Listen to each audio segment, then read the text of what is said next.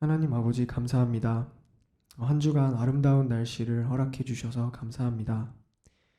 생명의 계절인 봄이 다가온 만큼 생명의 절기인 부활절도 다가오고 있는데 이 사순절 기간 동안 저희가 더더욱 주님을 묵상하고 주님의 고난에 동참하는 그런 삶을 살 수 있도록 도와주시옵소서. 이 시간 저희가 드리는 찬양과 예배를 기쁘게 받아주세요. 모든 말씀 예수 그리스도 이름으로 기도드렸사옵나이다. 아멘.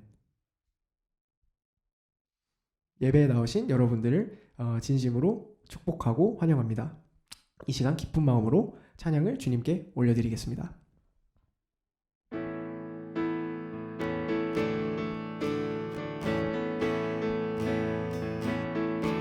예수 예수 열방의 소망 예수 우리의 위로자 주는 온 땅에 영원한 소망 예수 어둠 속의 빛 예수 어둠 속의 빛 예수 변함없는 진리 주는 온 땅에 빛이 되시네 우리 위해 죽으시고 우리 위해 죽으시고 다시 사신 생명의 주 주님만이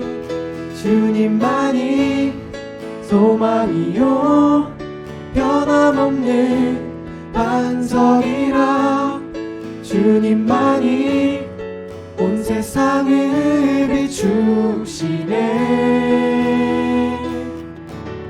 죽음에서 부활하신 우리 구주 평강의 왕 주를 믿는 모든 자의 소망 되신 주를 믿네.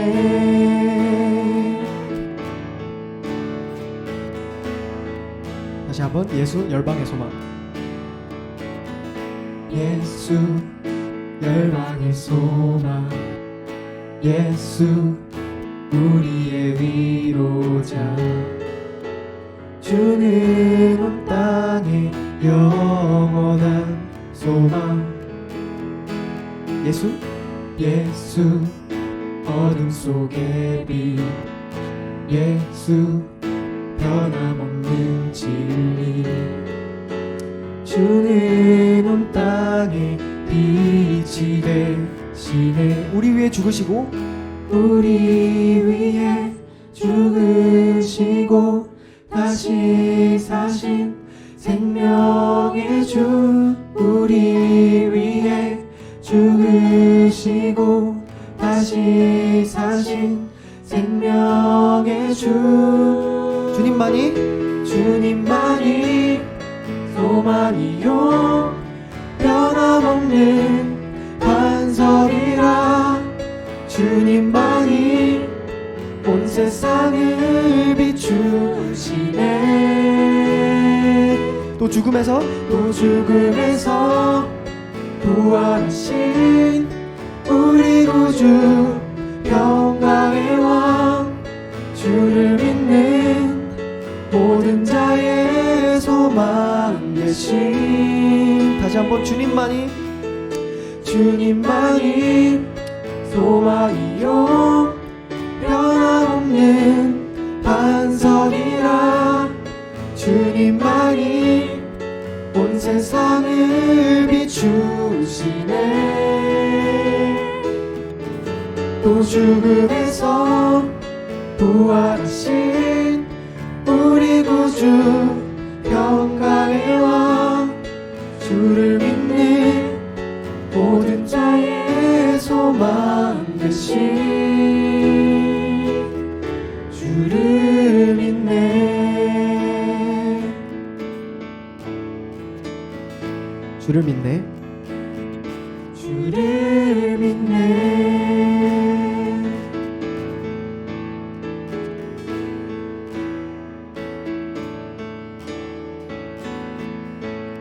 아멘.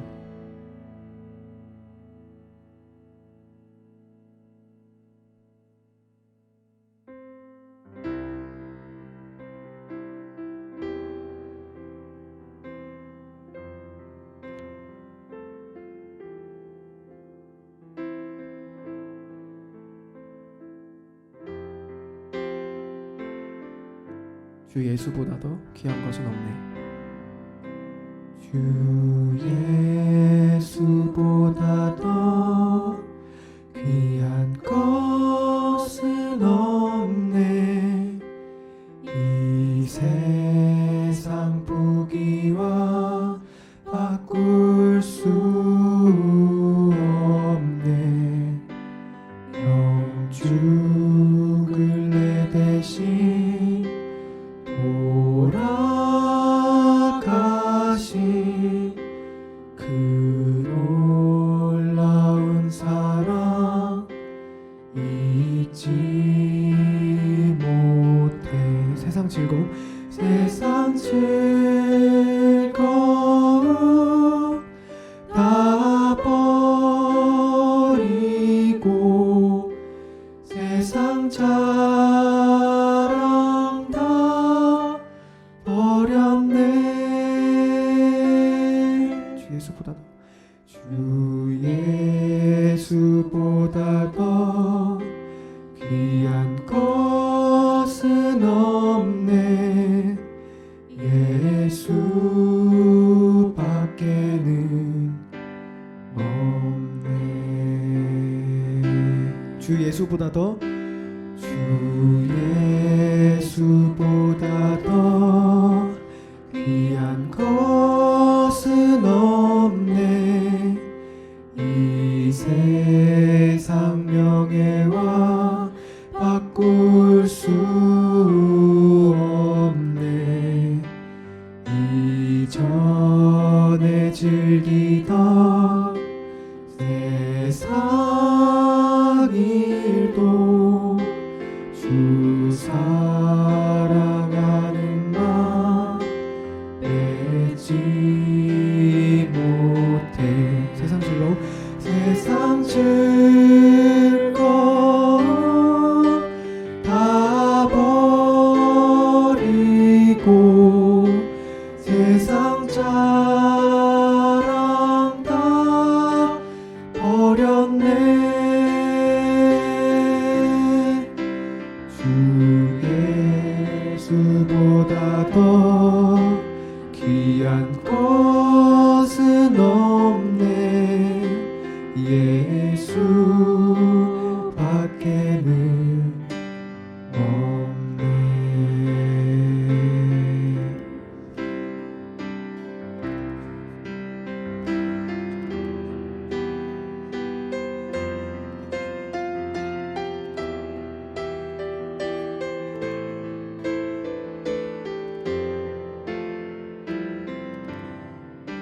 주 예수보다 더 주 예수보다 더 귀한 것은 없네.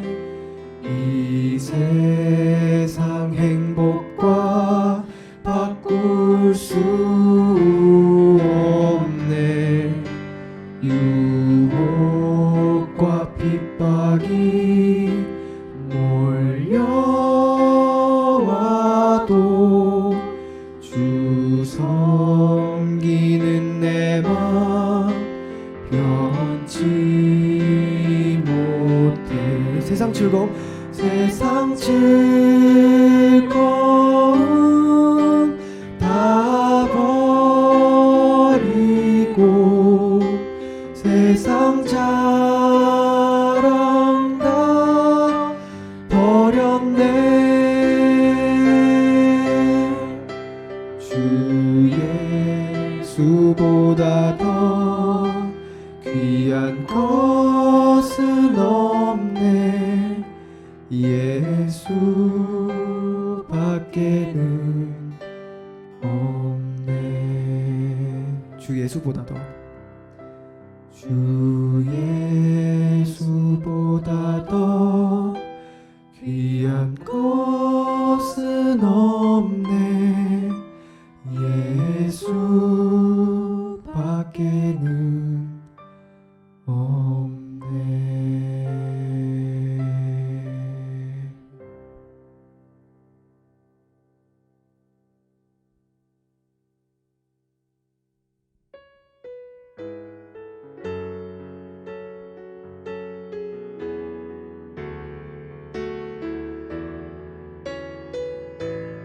주께 가오니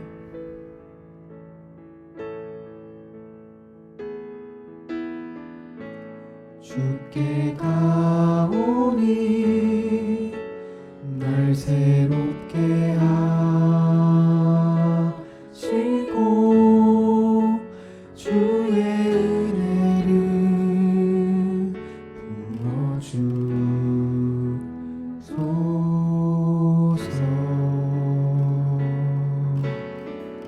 내 안에 발견한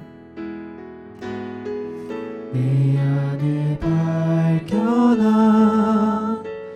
나의 연약함 모두 벗어지리라.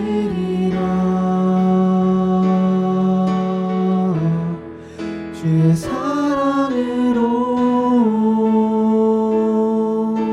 주 사랑 나를 붙드시고 주 사랑 나를 붙드시고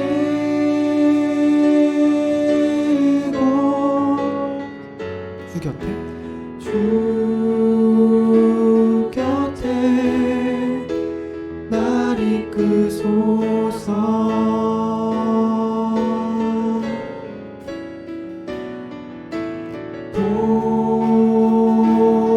독수리 날개쳐 올라가듯 나 주님과 함께 일어나 걸으리. 주의 사랑 안에 주께 가오니 주께 가오니 날 새롭게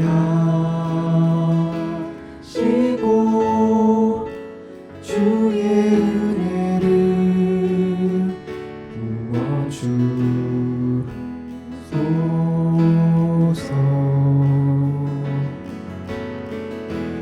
내 안에 발견한 내 안에 발견한 나의 연약함 모두 벗어지리라. 주의 사랑으로 주 사랑 나를 붙드시고 주 사랑 나를 붙드시고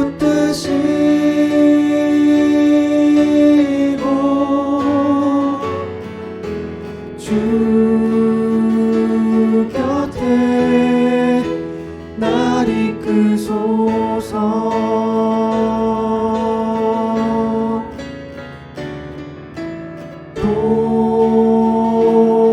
독수리 날개쳐 올라가듯 나 주님과 함께 일어나 걸으리. 주의 사랑 안에 주 사랑 주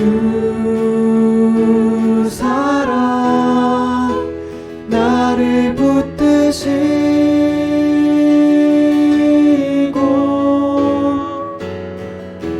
주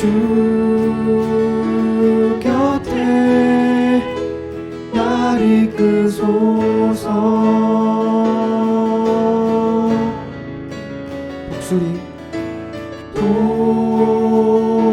독수리 날개쳐 올라가듯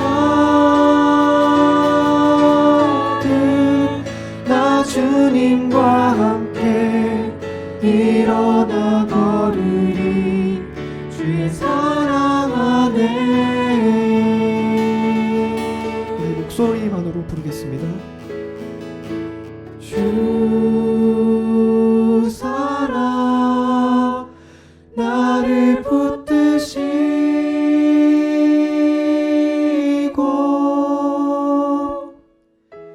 주 곁에 날 이끄소서.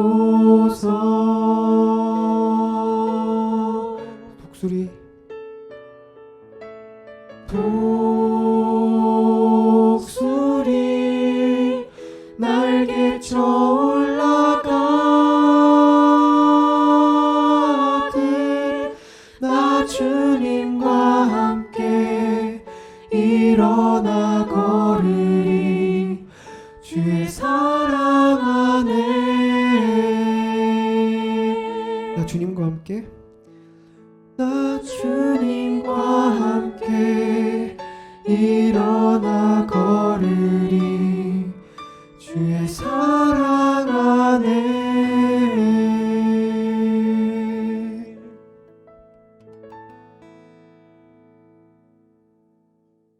다 함께 기도로 예배의 자리에 나아가겠습니다. 기쁨의 근원이시며 우리의 생명 되시는 하나님, 오늘도 저희를 예배의 자리로 불러주신 하나님께 감사와 찬양을 드립니다. 오직 주에게 피하는 자는 다 기뻐하며 주의 보호로 인하여 영영이 기뻐 외치며 주의 이름을 사랑하는 자들은 주를 즐거워하리이다 라고 말씀하신 하나님, 이 시간 저희 모두가 주님께로 피하며 주의 이름을 사랑하는 자로 나아오게 하시옵소서. 주의 인자하심을 사모하며 주의 신실하시고 풍성하신 그 사랑을 기쁨으로 감사하오니 주님의 영광이 저희와 늘 함께하도록 허락하여 주시기를 기도합니다. 당신의 외아들 예수님을 보내시어 그의 피로 죄인들을 살리시고 또 다시 사심으로 사망의 권세에서 승리하신 주님의 사랑과 능력을 믿사오며 그 보혈의 능력으로 우리가 살아감을 믿사오니 감사와 찬양이 우리의 입술에서 떠나지 않기를 기도합니다. 어려운 시간을 지내고 있지만 지금 이 순간도 살아계시며 세상의 주인 되시는 하나님께서 주의 백성들을 살피시고 그들의 간구에 응답하심을 믿사오니 저희의 믿음과 주신 말씀을 사모함이 삶 가운데 드러나는 세상의 구별된 자로 나아가게 하여 주시기를 기도합니다. 혼란스러운 세상 속에서 영적으로 육적으로 상처받고 고통과 슬픔 가운데 있는 사람들이 있습니다.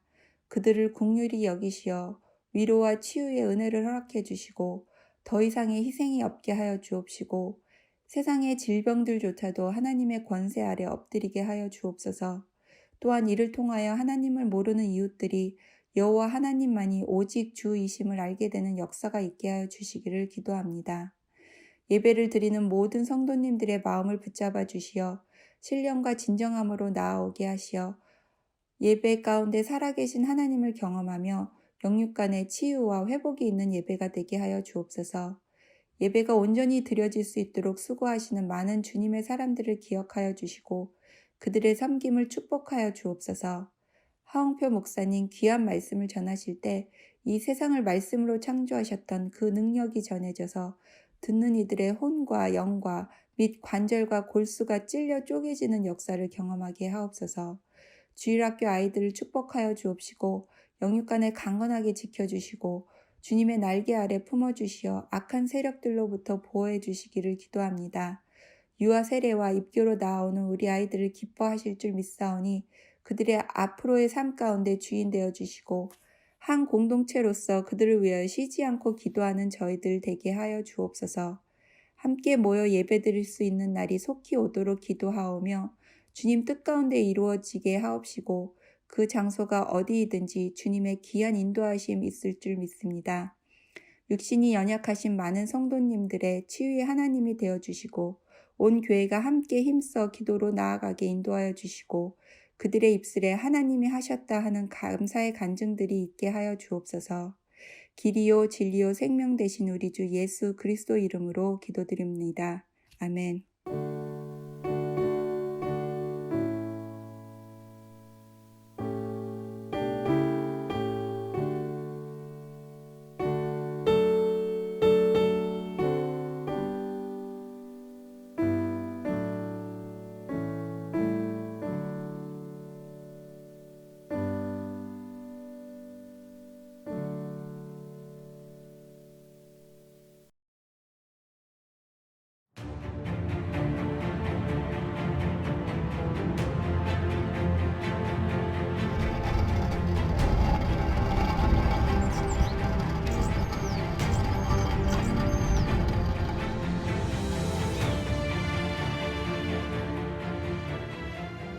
After hanging in agony on the cross for hours, Jesus cried out, "It is finished," and he surrendered his spirit to God. Despite his sadness, Joseph of Arimathea, a man who was secretly a disciple of Jesus, knew that to ensure Jesus had a proper burial, he had to do it before the quickly approaching Sabbath. Grief-stricken, Joseph went before Pontius Pilate, the Roman governor, to ask if he could remove Jesus' body from the cross. After Pilate gave him permission, he and Nicodemus went to the cross with a large amount of myrrh and aloes to anoint Jesus' body for burial.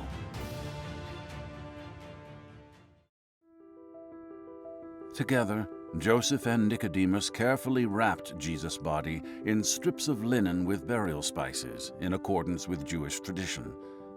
Near the place where Jesus was crucified, there was a garden where a tomb had been cut out of the rock, something only wealthy people could afford. This tomb belonged to Joseph, and no one had yet been laid to rest there. It was in this tomb that Joseph and Nicodemus laid the body of Jesus. Before they left, they rolled an enormous stone in front of the tomb's entrance, sealing it shut. Before the sun had risen on Sunday morning, Mary Magdalene gathered the spices and perfumes she had prepared to complete the burial customs for Jesus and made her way to the tomb. When she arrived, she discovered the giant stone had been rolled away, and the tomb was empty. Deeply distressed by what she had seen, she ran as fast as she could to tell the disciples Peter and John what had happened. "They've taken our Lord's body, and we don't know where," Mary exclaimed.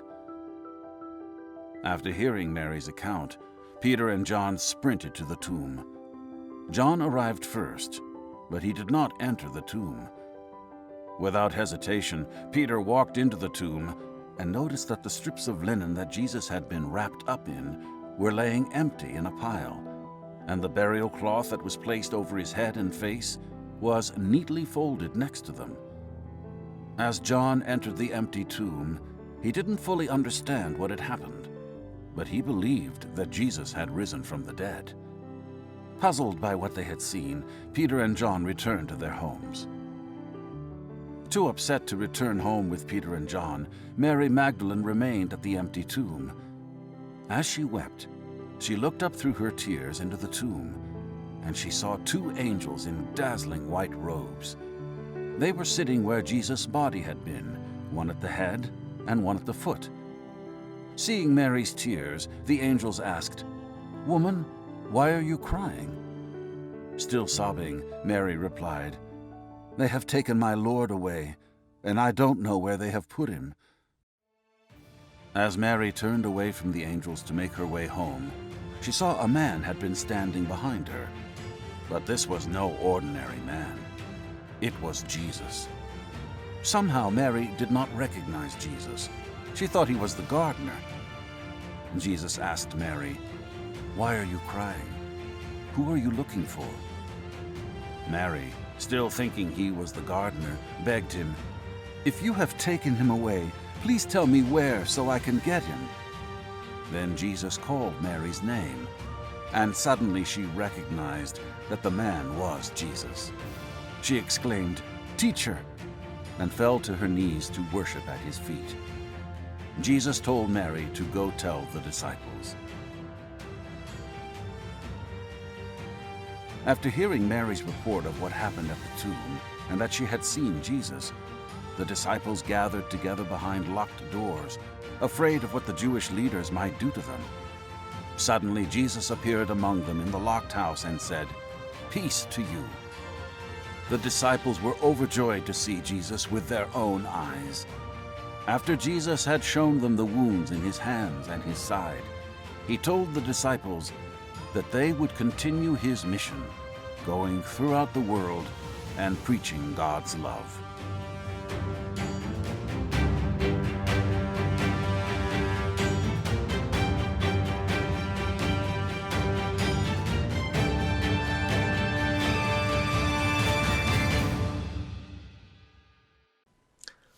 Good morning.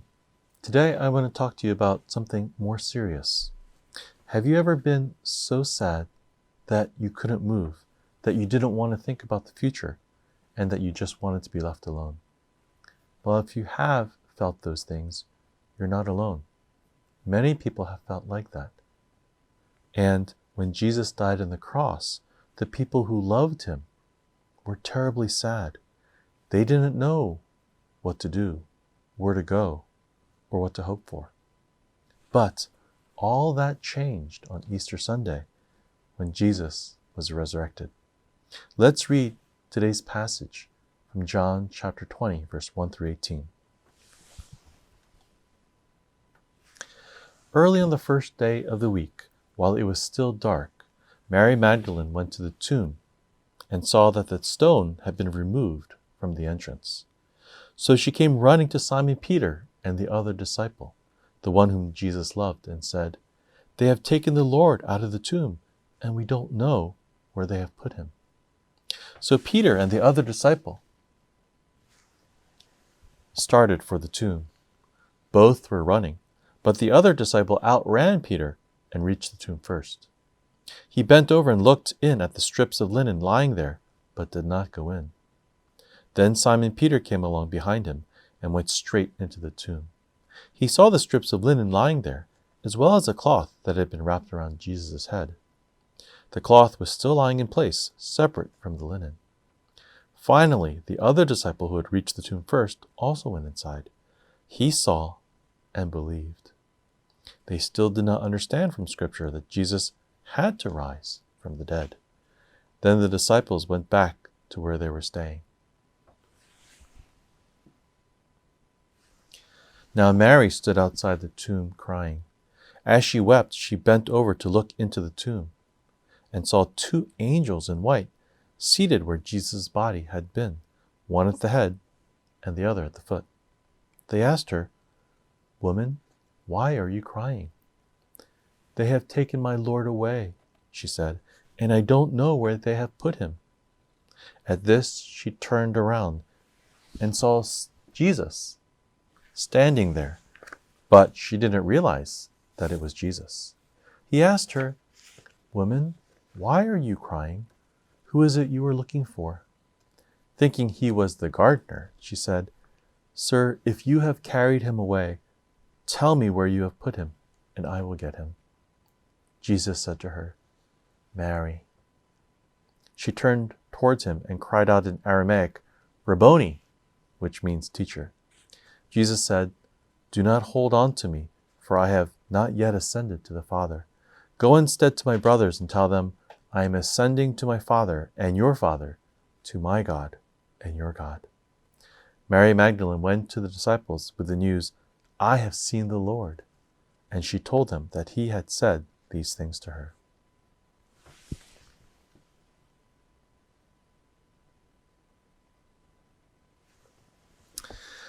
Now, sadness can be a part of our lives. As we get older, we can experience more of it. The sadness of not knowing if times are going to get better soon. The sadness of not being able to go to school and be with the friends in the same way as before. The sadness of losing someone or something very important to us. How are we supposed to deal with sadness? What do we do when we feel overwhelmed with sorrow? Well, we need to follow the examples of those people in the Bible. We need to keep going to Jesus.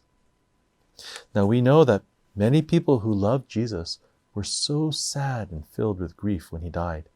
People like Joseph of Arimathea and Nicodemus, who deeply respected Jesus. They were crying and mourning. As were people who also had lived with Jesus and traveled with Jesus for years, people like Mary Magdalene. When they were sad, even though they thought Jesus was gone, they still turned to Jesus and looked for him.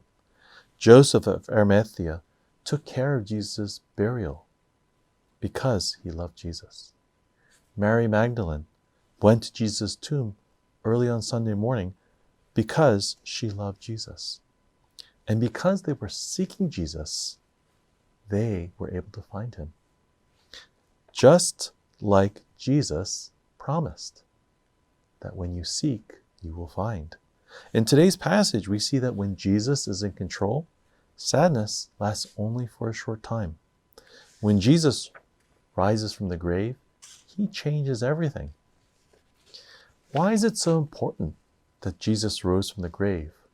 It's not just that he was back among his friends from the dead and spending time with his loved ones. It's not just that he took away their reason for sadness, but he gave them new reasons to rejoice.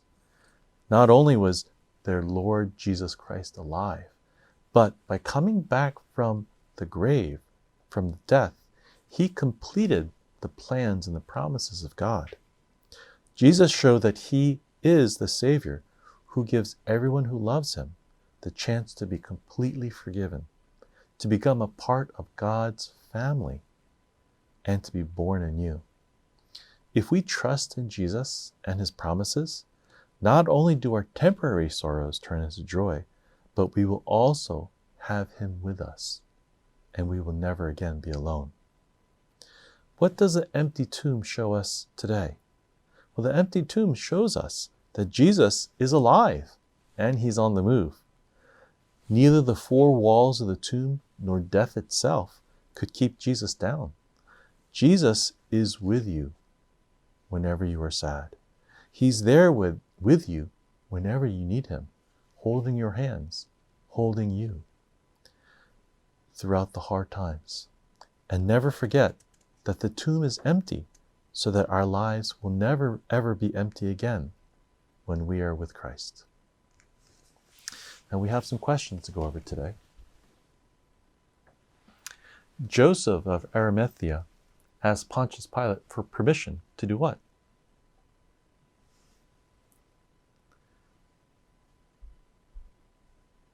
Oops.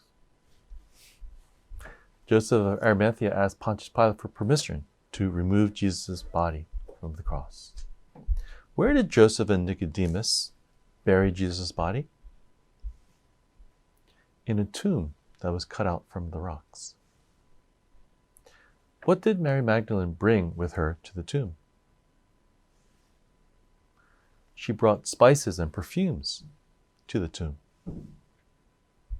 Which of the disciples walked right into the tomb to see what had happened? Peter, or Simon Peter. What did the angels ask Mary Magdalene? The angels asked why Mary Magdalene was crying. Who did Mary Magdalene think Jesus was? She thought Jesus was the gardener. Why were the disciples in a locked room?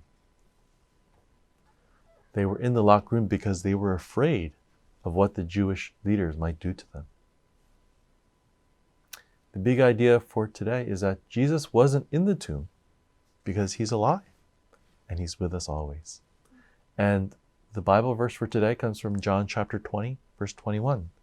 Jesus said to them again, "Peace be with you. As the Father has sent me, even so am I sending you." Let's pray. Lord Jesus, we thank you that you rose from the dead, that you give us hope, and that you take away our reasons for sorrow. We pray that you will help remind us each and every day that the tomb is empty, that you rose from the dead, and we have so many promises now, promises for hope and a future.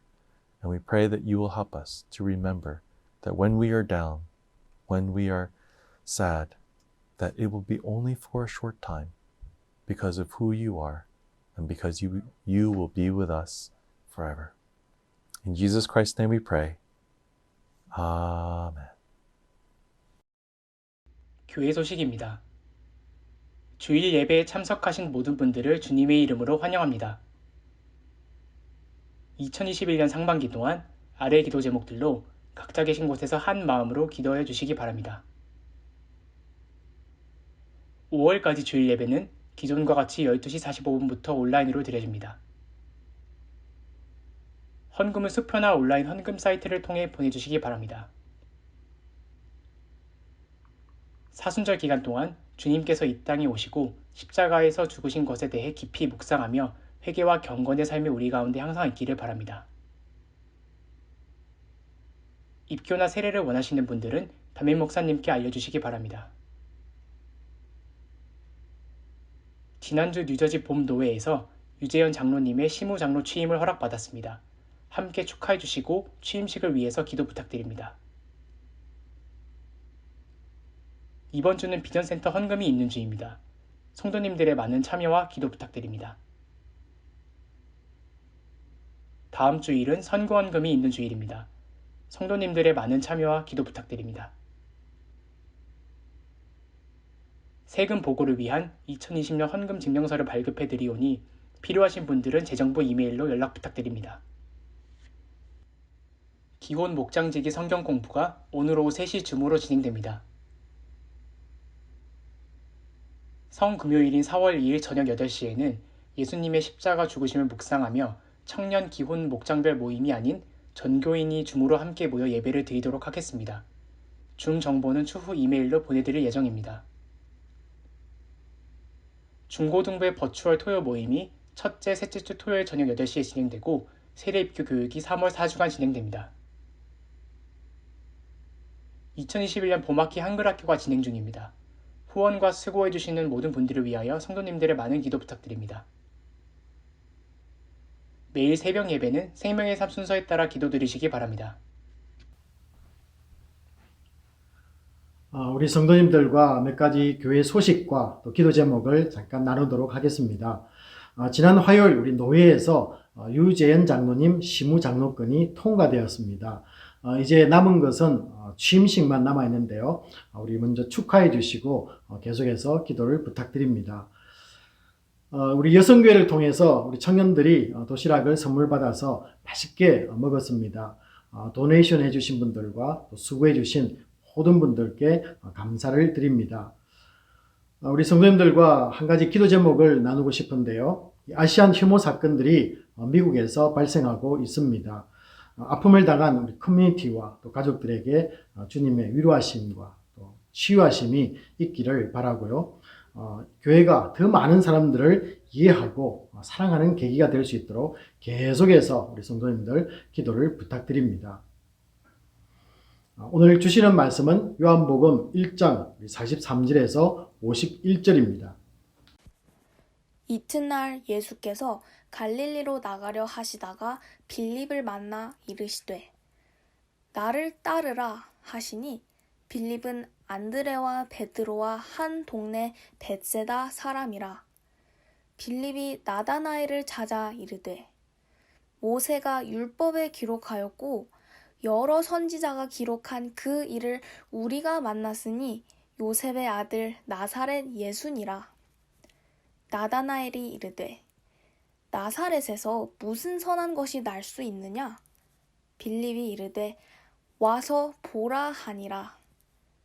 예수께서 나다나엘이 자기에게 오는 것을 보시고 그를 가리켜 이르시되 보라, 이는 참으로 이스라엘 사람이라. 그 속에 간사한 것이 없도다. 나다나엘이 이르되 어떻게 나를 아시나이까? 예수께서 대답하여 이르시되 빌립이 너를 부르기 전에 네가 무화과 나무 아래에 있을 때 보았노라. 나다나엘이 대답하되 랍비여, 당신은 하나님의 아들이시오. 당신은 이스라엘의 임금이로소이다.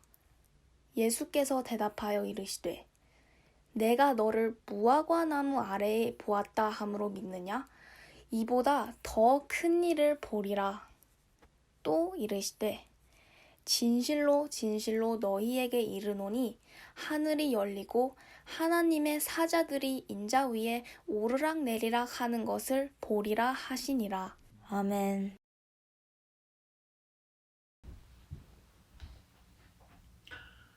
사순절에 우리 교회는 요한복음에 푹 빠져 있습니다.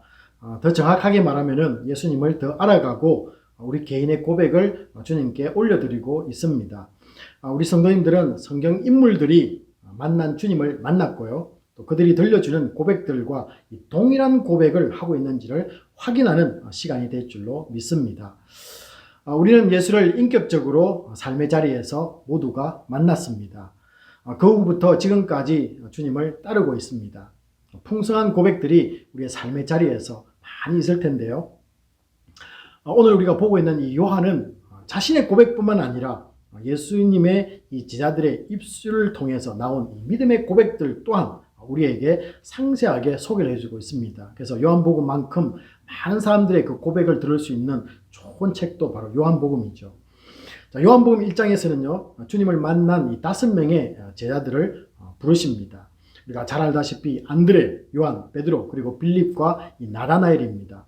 베드로는 우리 성도님들이 잘 아는 인물이고요. 그러나 오늘 소개되는 이 빌립과 나다나엘은 다소 우리에게 좀 생소한 그런 인물입니다. 43절을 보시면은 예수님은 이 갈릴리로 나가려고 하다가 빌립을 만나서 그를 제자로 부르십니다. 자, 빌립은 이 45절 이 상반절을 보시면은 즉시 나다나엘을 찾아갑니다. 이 나다나엘은 하나님의 선물이다라는 그런 이름의 의미를 가지고 있습니다. 이 두 사람의 관계는 요한복음에서는 자세하게 알려져 있지 않습니다. 그러나 44절에 의하면요, 빌립은 안드레와 베드로와 같은 이 동네 벳세다 사람으로 소개가 되고 있습니다. 자, 그런데 이 나다나엘은 사복음서에서 2번이 언급되는데요. 오늘 이 본문과 그리고 요한복음 21장 2절에 보시면은 나다나엘은 가나 출신으로 소개가 되고 있습니다. 자, 나다나엘은 가나 출신, 그리고 빌립은 벳세다. 두 동네가 다르지 않습니까? 그래서 동네 사람도 아니라는 것이죠. 그렇다고 해서 또 친구냐, 그런 내용도 성경에 소개가 되고 있지 않습니다. 뭔가 서로 연결고리를 찾기 어려운데도 이 빌립이 나다나엘을 찾아갔습니다. 갈릴리 사람이라는 것 외에 뭔가 다른 것이 그들을 묶어주고 있다는 것을 암시해주고 있습니다. 왜 제가 갈릴리 사람이다라고 말했냐면요, 이 갈릴리 안에는 이 가나 출신도 있고 나사렛도 있고 또 그리고 베세다도 이렇게 큰 바운다리 안에 이렇게 소개되어 있기 때문에 이 사람들을 그냥 갈릴리 사람들이다 이렇게 성경은 말하고 있습니다. 자, 그런데 다른 연결점이 없는데도 그가 찾아갔던 그 이유가 뭐냐면요, 빌립이 나다나엘을 찾아가서 말하는 내용을 우리가 자세하게 보면은 그것을 발견할 수가 있습니다. 이 45절 이 중반절을 보시면요, 뭐라고 되어 있습니까? 모세가 율법에 기록하였고 여러 선지자가 기록한 그 일을 우리가 만났다라는 말입니다. 그러니까 빌립도 모세가 율법에 기록한 그 사실을 알고 있었고요. 또 그리고 여러 선지자들이 메시아에 대한 예언한 것들을 풍성하게 알고 있다는 것을 간접적으로 우리에게 소개를 하고 있습니다. 한마디로 말하면은 이 빌립이 나다나엘에 가서 말하는 요점은 무엇입니까? 성경에 예언된 메시아를 만났다는 것입니다. 이것은 한 가지 사실을 우리들에게 또한 알려주고 있습니다. 이 두 사람은 나이와 친구와 그리고 인적 관계를 떠나서 메시아를 기다리던 같은 신앙을 가진 사람들이다 라고 이렇게 우리가 볼 수가 있는 것이죠. 그래서 빌립이 나다나엘을 찾아갔던 이유는 다른 이유는 우리가 다른 것을 찾아볼 수 없지만 그냥 메시아를 기다리는 한 공동체 속의 일원이었다. 그러므로 그가 먼저 만났기에 나다나엘에게 소개를 하려고 뛰어갔던 것이죠. 자, 또한 이들이 열정적인 이 메시아 신앙을 가지고 있다는 증거는 간단합니다. 모세가 신명기 18장 15절에서 기록한 말씀과 또 여러 다른 선지자들이 메시아에 대해서 예언한 말씀들을 잘 알고 있었다라는 것이죠. 빌립도 알고 있었고 조금 있다가 보면은 나다나엘도 잘 알고 있었다는 것입니다. 아마도 이 두 사람뿐만 아니라 당시에 많은 사람들의 신앙관으로 보는 것이 더 맞을 것 같습니다. 그래서 그 당시의 사람들은요, 구약에 나타나는 예언의 말씀들을 듣고 알고 있었다라는 것이죠. 자, 그런데 한 가지 놀라운 것은 우리가 잘 알다시피 그렇게 기다리던 이 메시아가 왔음에도 불구하고 예수님을 그리스도로 믿지는 않았다는 것이 아이러니입니다. 바로 그 이유가 또한 이 빌립과 나다나엘의 이어지는 대화 속에서 들을 수가 있습니다. 왜 수많은 사람들이 그렇게 메시아를 영접하지 못했는가를 이 두 사람의 대화 속에서 발견하는 것이죠. 자, 빌립은 자신이 본 메시아를 좀 더 구체적으로 이 45절 하반절에서 소개를 합니다. 뭐라고 말합니까? 요셉의 아들 나사렛 예수다 라고 이렇게 말합니다. 내가 만난 메시아는 요셉의 아들 나사렛 예수다 이렇게 소개합니다. 이것은 당시에 이 유대인들이 사람을 소개할 때 일반적인 방법이기도 합니다. 자, 요셉의 아들 그리고 예수라는 사람들이 흔히 말하는 그런 것에는 나다나엘은 중요하지 않았던 것 같습니다. 요셉의 아들일 것이고요. 또 사람은 사람의 아들이니까 이 세상에 어떤 걸 가지고 있습니까? 다 이름을 가지고 있으니까 그래 예수는 사람 이름이겠지. 요셉의 아들 예수. 근데 한 가지가 나사렛이라는 것이 그의 마음에 귀에 들리기 시작했습니다. 이 46절을 보시면요. 어떤 반응을 보입니까? 나사렛에서 무슨 선한 것이 날 수 있느냐라고 라는 이런 반응을 즉각적으로 보여줍니다. 다른 것들은 it's okay. 그렇지만은 나사렛이라는 것이 그의 마음속에 딱 걸리기 시작했던 것이죠. 나다나엘은 매우 냉소적이고 조롱하는 듯한 반응을 보이고 있습니다. 그럴 수밖에 없는 이유가 두 가지가 있습니다. 우리가 한번 생각해 볼 수 있는데요. 첫 번째는 구약에서 이 미가서 5장 2절에 보시면요, 메시아가 나실 곳이 예언이 되어 있습니다. 구약을 잘 알고 있던 이 나다나엘로서는 메시아가 나사렛 출신이라고 소개하자 그건 아니야 라고 이렇게 말했던 것이죠. 메시아는 반드시 베들레헴에서 나는 거야. 근데 나사렛 거리가 얼마나 떨어져 있어. 그리고 알지도 못하는 동네? 그건 아닌 것 같은데 뭐 이런 표현이 있죠. 자, 두 번째 이유는요, 나사렛이란 동네가 주는 나쁜 인식 때문에 그렇습니다. 그 당시에 사람들이 이 나사렛 동네, 그리고 아니면 심지어는 조금 더 크게 이 갈릴리 사람들을 어떻게 인식했느냐라는 것을 잠깐 한번 소개를 해드리겠습니다. 이 나사렛은 이 갈릴리 근처에 조그마한 이 촌에 불과합니다. 같은 유대인들이라도 이 갈릴리 사람들에 대한 인식은요, 그 당시 사람들은 어떤 걸 가지고 있냐면은 교양이 부족하다. 그리고 사투리가 심하다. 그리고 이방인들과 장사를 하는 것으로 인해서 대개 유대인들이 그 동네 갈릴리 사람들을 싫어했습니다. 자, 그런데 그 갈릴리 안에 더 조그마한 이 나사렛이라는 동네 촌에 불과했다는 것을 알게 될 때 이 나다나엘이 취한 모습이기도 하죠. 게다가 이 나사렛은요, 또 이 갈릴리 북방을 담당하고 있던 로마 부대가 주둔한 지역이기도 합니다. 그래서 유대인들은 이 나사렛 사람들을 보면서 원수인 이 로마 사람들과 함께 사는 사람들이다 라고 이렇게 비아냥거렸습니다. 아마 이런 배경으로 인해서 메시아가 나사렛 사람이라는 이 빌립의 말에 의의없다는 말투로 반응을 보였던 것으로 이해가 됩니다. 자, 하지만은 우리가 사복음서 전체를 봐야 되는 것이죠. 그러니까 마태, 마가, 누가, 요한 이 사복음서 전체를 보면요, 예수님은 베들레헴에서 태어나셨지만은 나사렛에서 성장하게 되시고 또 그의 사역은 갈릴리 지역에서 주로 이루게 되는 것을 우리가 알 수 있습니다. 자, 그러나 그 당시 사람들은 이런 전체적인 상황을 잘 알지 못했다는 것입니다.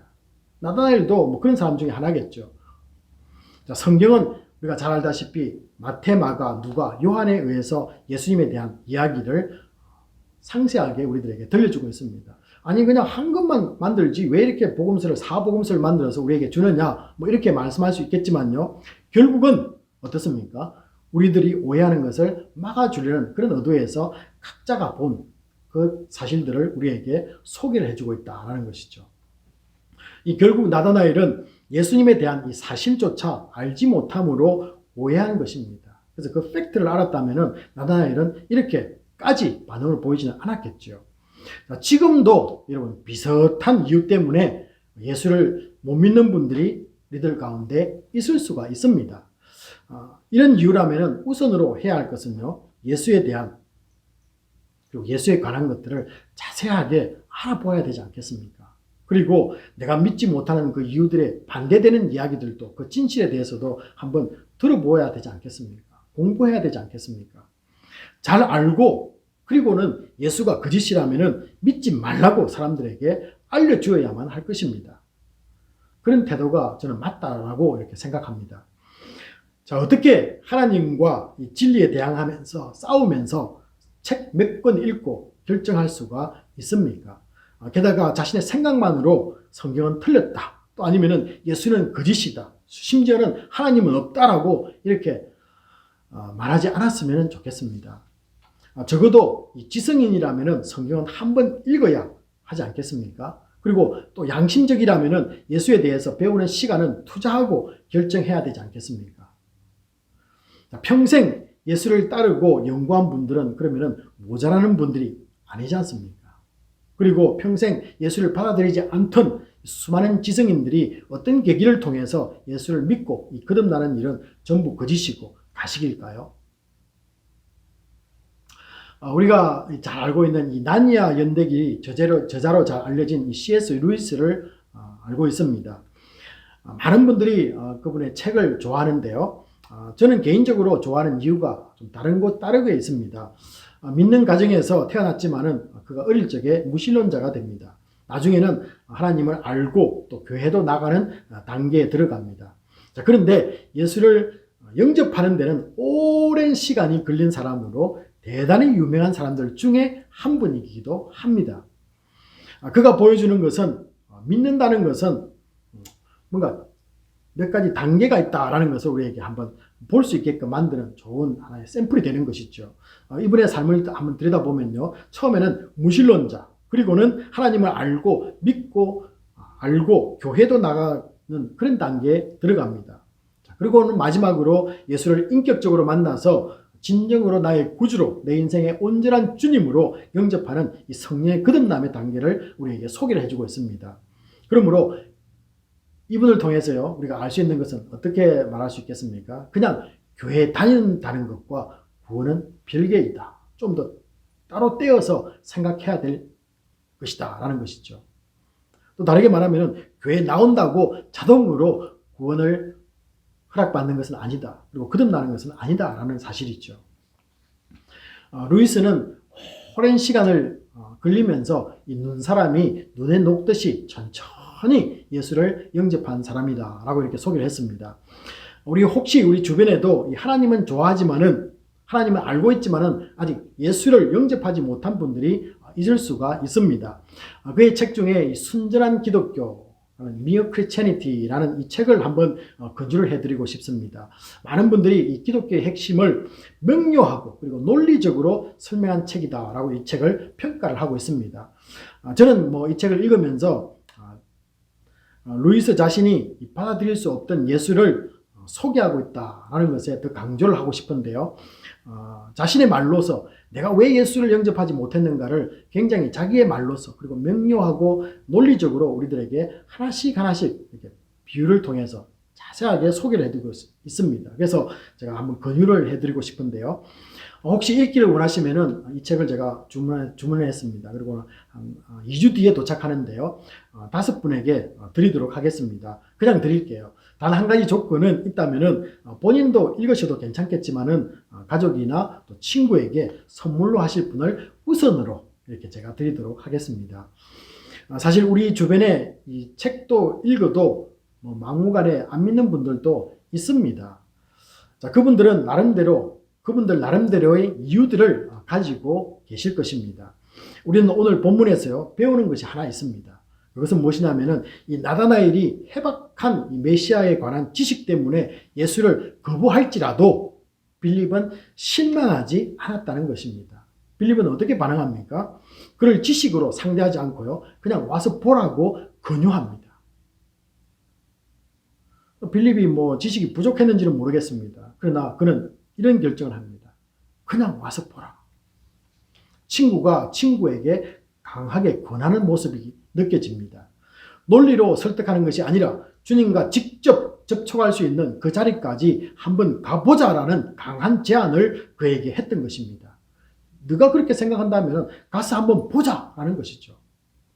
우리가 만나는 분들 중에는 이 모태 신앙에서 교회를 다니다가 신앙생활을 멈춘 분들이 있을 수 있습니다. 그분들은 좀처럼 다시 신앙생활을 하기가 힘이 들죠.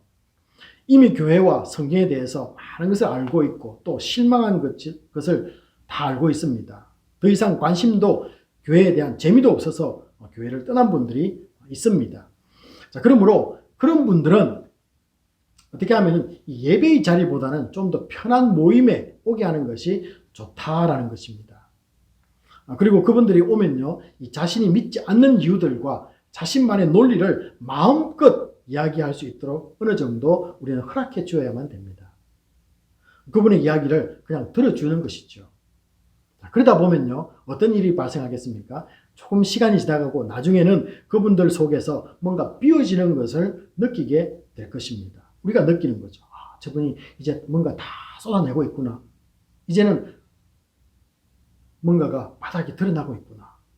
자, 그때 여러분 성령이 역사하실 줄로 믿습니다.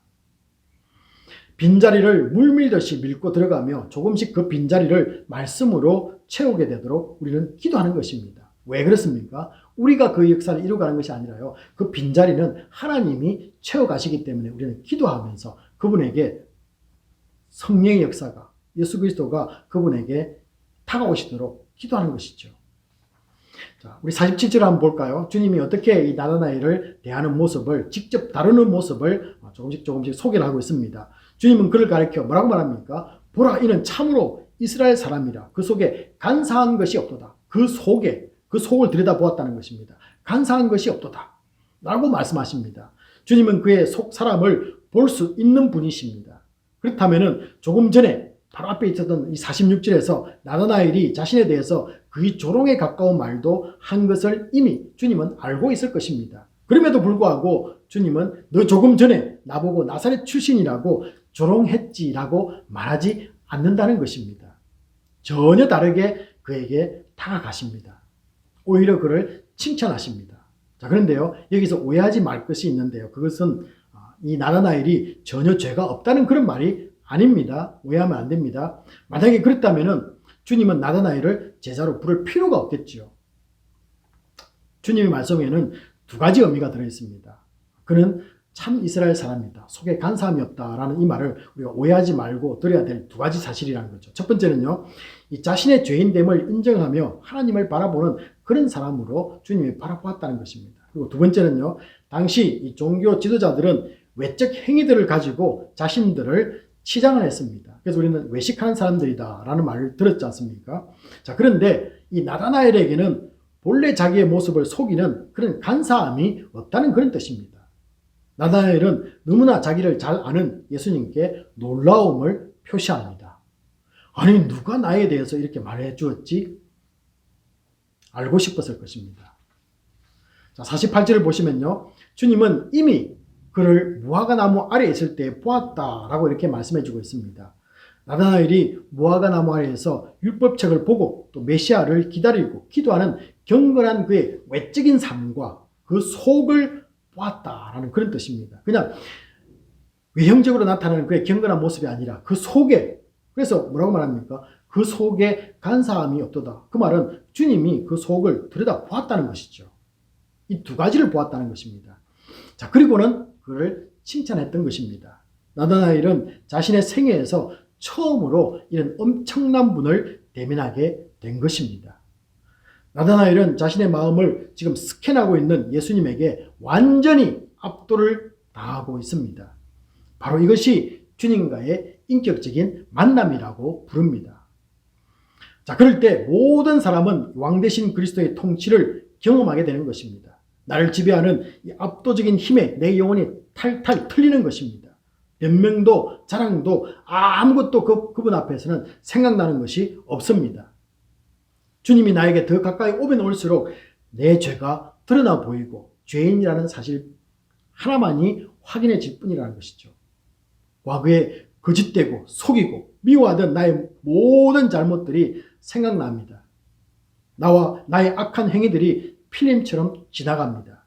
그리고는 입술에서 주님, 내가 죄인입니다 라고 외칠 수밖에 없는 것이죠. 왜냐하면요, 나를 아시는 분이 내 앞에 서 있다고 할 때 우리는 어떻게 하겠습니까? 내 마음과 내 생각을 훤히 들여다보시는 그분 앞에 섰을 때 우리가 어떤 말을 할 수 있겠습니까? 나 조금은 잘하는데요, 그렇게 말할 수 있을까요? 그렇지 않다는 것이죠. 칭찬을 들은 이 나다나엘은 순간 무엇을 깨달았을까요? 나의 좋은 면을 다 보신다면 나의 허물과 죄된 모습도 보셨을 것을 이 나다나엘은 직감했을 것입니다. 그럼에도 불구하고 남들보다 조금 더 경건한 자신을 칭찬까지 하며 품어주는 주님 앞에 눈 녹듯이 녹기 시작했던 것입니다. 자신을 향하신 주님의 하느는 사랑에 완전히 이 나다나엘은 압도를 당하는 것이죠.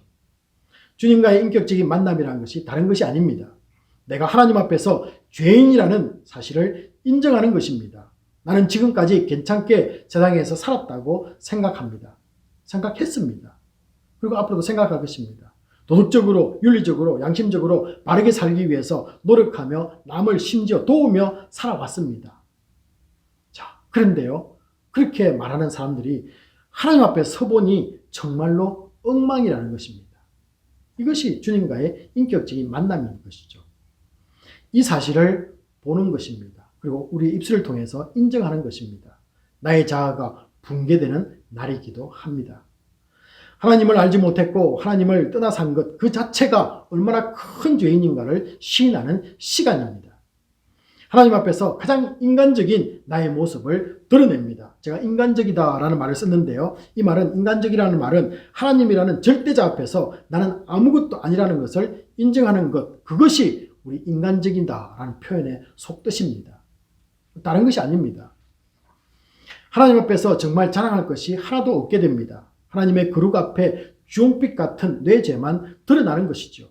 죄를 감출 수가 없어 재앙입니다. 나는 이제 망하게 되었습니다. 지금 말하는 내 입술조차도 부정합니다. 나는 이제 죽게 되었습니다. 여러분, 이사야 6장 5절에서 성전에서 하나님을 만난 이사야 선지자의 모습입니다. 나를 바라보며 주님은 그런데 나무라지 않고 용서해 주십니다. 이것이 주님과의 만남의 하이라이트입니다. 결정적인 순간입니다. 심지어 용서해 주시면서 우리를 폰히 안아주십니다. 산다고 힘들었지. 너 세상에서 경쟁하느라고 거짓말 많이 했지. 남들 속인 거 내가 다 알고 있어. 네 입으로 회개하는 모든 것을 내가 다 용서해 줄게. 이제부터는 내 안에 거하며 다시는 그렇게 살지 않았으면 좋겠다 라는 당부의 말씀, 명령이고 약속입니다. 죽어야 할 나를 용서하시며 살리는 은혜를 체험하게 되는 순간입니다. 이런 것들이 주님과의 인격적인 만남에서 일어나는 것들입니다. 우리가 만약에 신약에서 대표적인 인물을 하나 뽑으라 라고 말하면 여러분들은 어떤 분을 뽑을 수 있겠습니까? 저는요, 당연히 가늠하다가 현장에서 잡힌 여인이다 이렇게 말씀하고 싶습니다. 만약에 구약의 율법 시대라면 그 여인은 죽었을 것입니다. 그리고 주님이 그 자리에 없었다면 가늠하다 잡힌 현장범은 돌에 맞아야만 합니다. 그러나 주님이 그곳에 계셨습니다. 그래서 주님과의 1대1의 만남이 이루어진 것이죠. 사람들이 다 떠난 후에 그녀는 홀로 주님을 대합니다. 요한복음 8장 11절을 보면요, 나도 너를 정죄하지 아니하노니 가서 다시는 죄를 범하지 말라. 이런 용서와 당부의 말을 그녀에게 하고 있습니다. 이것보다 더 큰 사랑을 우리가 경험해 보셨는지요? 그녀가 그렇게 될 수밖에 없었던 삶의 자리까지도 주님은 다 품으시면서 그녀를 용서해 주었던 것입니다. 이런 완전한 용서가 인격적인 만남에서 일어나기에 위대한 고백을 우리는 할 수가 있습니다. 그러므로 내가 이런 주님을 만난 기억이 없고 아름다운 고백을 드리지 못했다면 아직 주님과의 인격적인 만남이 없는 것입니다. 나다나엘은 이 49절에서요, 먼저 이런 고백을 합니다.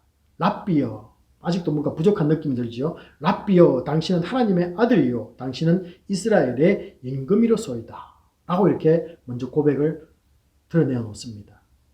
나다나엘의 고백은 당시 이스라엘을 회복할 이 왕적 권위를 지닌 메시아를 기대하던 사람들 속에 널리 퍼져 있던 신앙관이었습니다. 그러니까 이 나다나엘의 고백은요, 어떻게 보면 그 당시에 모든 사람이 그렇게 다 말하는 거예요. 그러니까 진정한 주님이 듣기를 원하는 고백은 아니라는 것이죠. 하지만은 주님과의 인격적 만남은 그것으로 끝나지가 않았다는 것입니다. 주님이 그걸 주도적으로 그를 이끌고 가신다는 것이죠. 주님은 유대인들만의 왕이 아닙니다. 나다나엘의 약점이 여기 있었죠. 게다가 그들은 힘든 정치적인 상황을 해방시켜주는 분도 주님은 아니라는 사실입니다. 주님은 메시아의 진정한 의미를 알기를 원했습니다. 그래서 50절 하반절에 보시면요, 이보다 더 큰 일을 보리라 라고 이렇게 말씀하십니다. 너희들이 보는 것 외에 더 큰 일을 나를 통해서 보게 될 것이다. 나다나엘이 생각하는 것보다 더 큰 일을 하는 분이라는 것을 암시적으로 말하는 것입니다. 51절에 뭐라고 말했습니까? 진실로 진실로 라는 이 반복적인 표현이 쓰고 있습니다. 요한복음에서는요, 이것이 25번이 나옵니다. 근데 놀랍게도요, 이 공간복음에서는 50번이 진실로라는 한 번만 50번을 쓰고 있습니다. 근데 요한복음에서는요, 진실로 진실로 두 번을 25번이나 쓰고 있다는 건 엄청난 사실 아니겠습니까? 얼마나 주님이 강조하고 싶었으면 요한복음에서 25번을 쓰고 있다는 것입니다. 주님이 말하는 것이 진실임을 강조해 주는 역할을 하는 것이죠. 그들의 이해를 넘어서 진정 메시아에 대해서 알기를 원하는 주님의 안타까운 마음이 진실로 진실로라는 그 단어 속에 품어져 있는 나오는 것입니다. 그것은 하늘이 열리고 하나님의 사자들이 인자 위에 오르락내리락 하는 것을 보는 것이다 라고 이렇게 말씀합니다. 여러분 도대체 이게 무슨 말입니까? 하늘이 열리고 하나님의 사자들이 인자 위에 오르락내리락 하는 것을 보게 될 것이다. 이것이 큰 일이다. 나를 통해서 보게 될 것이다. 누가요? 나를 만난 너희들이. 자, 이 말은 예수님의 죽음과 부활을 통해서 죄로 막혔던 하나님과의 인간 관계가 완전히 회복되는 것을 뜻하는 것입니다. 그래서 하나님과 인간 사이에 꽉 막혀 있는 이 담들이 문을 옆으로 수평적으로 볼 때는 담이고요. 하나님과의 수직적으로 볼 때는 어떻습니까? 하늘이 막혀 있었는데 거기서 뚫고 올라가는 십자가가 세워졌다는 것입니다. 그래서 우리 하나님의 사람들이, 하나님의 예수 그리스도를 만난 사람들이 하나님을 바라보고 하나님의 말씀이 또 우리에게 임하시는, 성령이 임하시는 그런 모습을 이렇게 설명하는 것이죠. 여러분 이것을 어디에서 우리가 구약에서 연상해 볼 수 있습니까? 야곱의 사건입니다. 야곱의 사다리를 보았지 않습니까? 야곱은요 사다리를 통해서 천사가 오르락내리락하는 것을 보았습니다. 자, 그래서 이 야곱의 사다리는 지금 누구를 표현합니까? 이제 예수 그리스도가 되는 것입니다. 사다리가 필요 없이 이제는 예수님을 통해서 하나님과 교통하는 관계가 우리들에게 정립이 되었다는 겁니다. 세워졌다는 것입니다. 갈 수 있는 길이 열렸다는 것이죠. 죄로 인해서 인간은 하나님과 멀어지고 더 이상 가까이 갈 수가 없었습니다. 그러나 우리의 중보자 되는 예수님의 보혈로 이제부터는 죄인이 의인의 옷을 입고 하나님께 나아갈 수 있는 것입니다. 이것이 주님이 우리를 인격적으로 만나주시는 궁극적인 목적입니다. 너희들은 여기까지 알고 있어야만 돼. 그래야만이 하나님 나라로 올라갈 수 있어. 영원한 생명을 가질 수 있어. 이것을 너희들이 갖게 될 거야. 보게 될 거야. 누리게 될 거야. 라는 것을 나타나에게 소개하는 것이죠. 이것이 인격적인 만남에서 일어나는 영적인 사건이라는 것입니다. 자, 그리스도 안에서 그리스도와의 만남이 없으면 우리는 하나님께로 가는 길을 발견할 수가 없습니다. 이제 우리가 빌리처럼 해야 할 일이 생겼는데요. 길을 찾지 못한 분들을 찾아가야 합니다. 그리고 더 나아가서 은혜가 넘쳐나는 사순절에 죄를 용서해주는 예수, 나의 구원주 되시는 예수, 나의 주인 되는 예수를 만날 수 있는 자리로 그분들을 초청하는 것입니다. 우리 주변에는 와 보라는 소리를 기다리고 있는 분들이 분명히 있을 줄로 저는 믿습니다. 저 사람은 평소에 늘 교회에 냉소적이기에 안 될 거야. 내가 말한다고 그 사람 교회 올까? 라는 생각에서 벗어나기 바랍니다.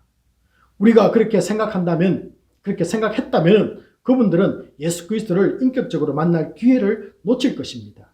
구원의 역사를 경험하지 못할 것입니다. 그들을 청하여 데려오기만 하면은 주님이 친히 위로해 주실 것입니다. 화난 것을 달래주실 것입니다. 죄를 깨닫게 하실 것입니다. 인격적인 주님과의 만남을 체험케 만들 것입니다. 복된 사순절에 그리스도와의 인격적인 만남을 모르고 있는 분들과 체험하지 못한 분들에게 역사가 일어나기를 주님의 이름으로 축복합니다. 이 시간은 주신 말씀 붙잡고 우리 함께 동성으로 기도하는 시간인데요. 첫째는 사순절에 주님의 은혜가 교회와 가정에 흐르기를 원합니다. 그리고 두 번째는요, 우리의 마음이 뜨거워지고 또 입술이 열려서 와 보라는 담대함이 생길 수 있도록 기도해 주시고, 세 번째로는 그리스도를 알지 못하는 분들이 주님을 1대1로 인격적으로 만나는 역사가 일어나기를 원합니다. 라고 이렇게 기도하며 나아가도록 하겠습니다. 아버지 하나님, 저희들에게 사순절을 맞아서 은혜를 허락하시는 사람들이 저희가 그 은혜 속에 빠져들고 아버지 하나님 이 은혜를 만나서 한 번도 와서 보라 담대하게 외치지 못하고 우리의 마음이 용기를 내서 그리고 아직도 예수를 인격적으로 만나지 못하는 것을 예수를 만나는 놀라운 은혜의 역사를 반드시 주시옵소서. 아버지 하나님, 저희들 사순절을 보내고 있습니다. 이 사순절에 하나님의 놀라운 은혜가 우리 교회와 가정에 흘러넘칠 줄로 믿습니다. 또한 저희들 아버지 하나님 지금까지 살아오면서 예수를 아버지 하나님 증거하지 못했고 또 예수를 와서 보라고 아버지 하나님 말하지 못했던 우리의 연약함들이 회복되어지기를 소원합니다. 그래서 담대함을 얻는 믿음의 성도가 되기를 원하고, 또한 저희들 간절히 기도하고 원하옵기는 우리들 가운데 아직까지 주님을 만나지 못하고 인격적인 1대1의 관계를 맺지 못하는 그러한 심령들이 주님을 만나는 역사가 있게 하여 주시옵소서. 모든 것을 맡기며 감사드리며 우리 주 예수 그리스도의 이름으로 축복하며 기도합나이다. 아멘.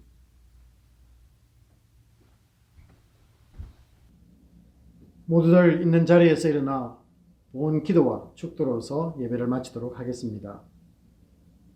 힘들 때 더 위로해 주시고 우리를 만나 주시는 주님께 감사를 드립니다.